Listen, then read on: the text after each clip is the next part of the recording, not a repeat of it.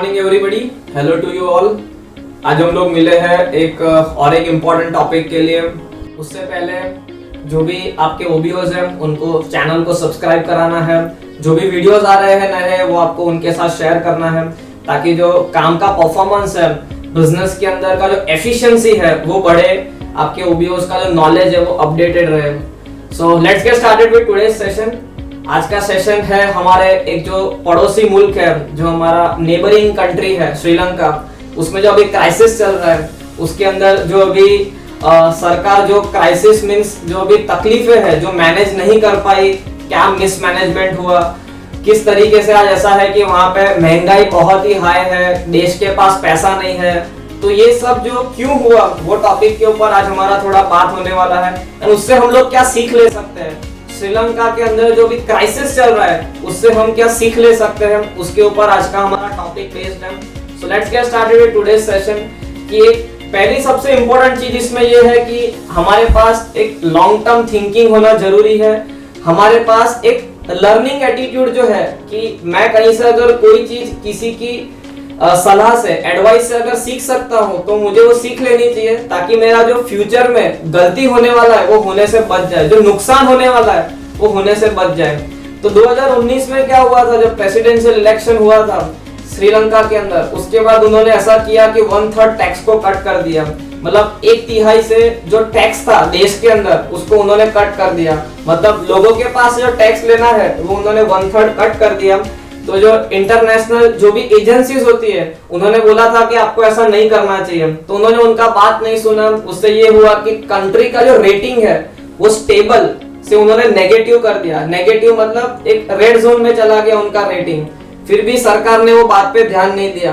दूसरा चीज सरकार ने ये किया कि उन्होंने मनी प्रिंट करना चालू किया, पैसों का प्रिंटिंग करने का उन्होंने शुरुआत किया। अब पैसा जब प्रिंट करता है देश तो क्या होता है, जैसे यही चीज हुआ था जिम्बाब्वे के अंदर, वेनेजुएला के अंदर। जिम्बाब्वे में जब ऐसा हुआ था कि पैसा जब कोई भी देश प्रिंट करता है तो क्या होता है, वो पैसा सिस्टम में जाता है, वो पैसा लोगों के पास जाता है। जब वो लोगों के पास पैसा जाता है तो लोग उससे चीज खरीदते हैं, लोग उससे ज्यादा चीज खरीदते हैं क्योंकि लोगों के पास ज्यादा पैसा गया है। जब ज्यादा चीज खरीदते हैं तो वो चीज का अभाव होता है, वो चीज का स्कैरसिटी होता है। अब स्कैरसिटी हुआ है तो क्या होता है, वो चीजों का प्राइस बढ़ जाता है क्योंकि वो चीज जो बनानी है उसके लिए जो मैन पावर है, मशीनरी है, वो तो कांस्टेंट ही है, जो सप्लाई है वो तो कांस्टेंट ही है, बट डिमांड अचानक से बढ़ गया है। तो क्या होता है, लोग उसको फिर ज्यादा प्राइस में खरीदना पड़ता है क्योंकि वो उसका स्कैरसिटी हो गया है, तो उसका रेट इंक्रीज हो जाता है। जब रेट इंक्रीज होता है तो जिम्बाब्वे में ऐसा हुआ था कि उन्होंने और ज्यादा जो पैसा है वो प्रिंट करने का शुरुआत किया, तो रेट जो है वो और इंक्रीज हो गया। ऐसे साइकिल में ऐसा हुआ कि पूरा जो देश था वो क्या हो गया, हाइपर इन्फ्लेशन के अंदर चला गया। हाइपर इन्फ्लेशन मतलब 1 यूनाइटेड स्टेट्स का dollar is equal to 50 million Zimbabwe का डॉलर हो गया।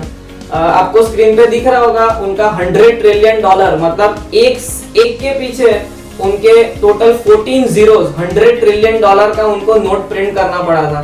तो मनी प्रिंट करने के बाद श्रीलंका के अंदर भी ऐसा ही इन्फ्लेशन आया। इन्फ्लेशन मतलब जो है कि महंगाई का दर बढ़ गया, क्योंकि डिमांड बढ़ता है तब वो चीज का जो प्राइस है वो भी बढ़ जाता है, क्योंकि सप्लाई नहीं बढ़ रहा है, खाली डिमांड बढ़ रहा है। तो 21.5% तक मार्च 2022 के अंदर 21.5% इन्फ्लेशन हो गया। इन्फ्लेशन मींस महंगाई का दर इतना हो गया तो लोगों के पास जो पैसा खरीदने हैं वो अभी उससे कम चीज खरीद सकते हैं। तो ये क्या है, श्रीलंका के अंदर जो क्राइसिस चल रहा है उसमें ये बहुत बड़ा हुआ कि मनी प्रिंट करना चालू किया तो इन्फ्लेशन बढ़ गया।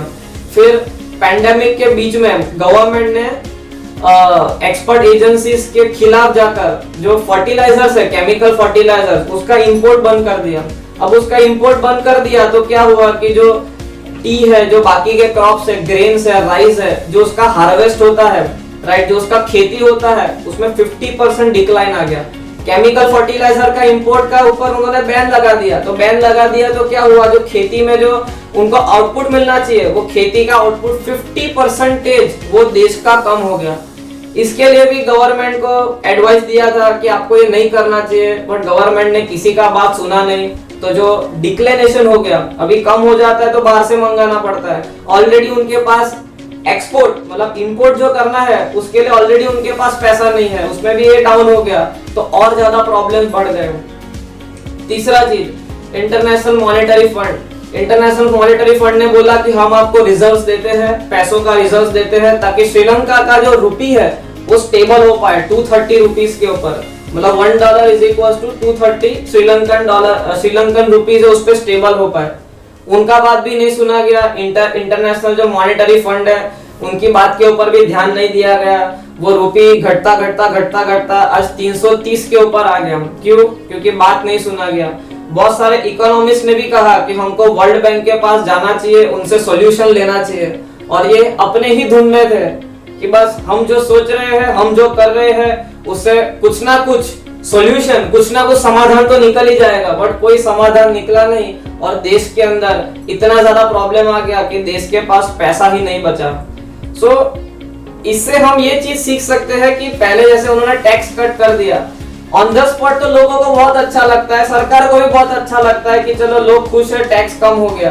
बट फ्यूचर में क्या प्रॉब्लम आया कि देश के पास पैसा ही नहीं बचा। दूसरा चीज हमको ये सीखना चाहिए कि कुछ लोग जब काम करते हैं तो उनमें ना बहुत ही ईगो होता है, बहुत ही अहम होता है, ओवर कॉन्फिडेंट होते हैं कि हमको किसी का सुनने का जरूरत नहीं है, हम तो खुद के तरीके से ही काम करेंगे खुद के तरीके से ही सब कर लेंगे। बट हमेशा एक जो मेंटर है या तो हमेशा जो एक्सपर्ट एडवाइस है जो आपके सीनियर्स आपको यहाँ पे प्रोवाइड करते हैं कि सिस्टम क्या है, कौन सी तरीके से काम होना चाहिए, कौन सी तरीके से काम में हमको एक बेहतर रिजल्ट मिल सकता है, वो हमको जानना, वो समझना और वो तरीके से काम करना बहुत जरूरी है। तो zero your ego, take advice from your seniors, take advice from your mentor and follow it unconditionally. एक अनकंडीशनल सरेंडर जो करना है, सरेंडर मतलब समर्पित जो करना है आपके सीनियर को, उनके गाइडेंस को, वो होना बहुत जरूरी है। नहीं तो क्या होता है थोड़े समय बाद ऐसे क्राइसिस तो चलो देश में आए थे, बट जो हमको टारगेट पूरा करना है, हमको जो सपना पूरा करना है वो फिर सपना पूरा नहीं होता है क्योंकि हम एक ईगो और ओवर कॉन्फिडेंस में काम कर रहे होते हैं। So work with a long term thinking, एक लॉन्ग टर्म सोच के साथ आपको काम करना है। एंड दूसरा, आपको अपने मेंटर्स का जो गाइडेंस है, उनका जो सिस्टम है, जो काम का सिस्टम है, वो फॉलो करके आपको काम करना है। सो ये था आज का हमारा इंपॉर्टेंट टॉपिक कि श्रीलंका के अंदर जो क्राइसिस चल रहा है, श्रीलंका जो देश है जिसमें इतना ज्यादा प्रॉब्लम चल रहा है, उससे हम क्या सीख सकते हैं। सो ये वीडियो को आपको अपने हर एक टीम के साथ शेयर करना है, चैनल को सब्सक्राइब कराना है ताकि जो काम के दूसरे वीडियोस है वो उनके पास जाए और उनका काम का एफिशिएंसी जो है, परफॉर्मेंस है, वो इंक्रीज हो। Thank you.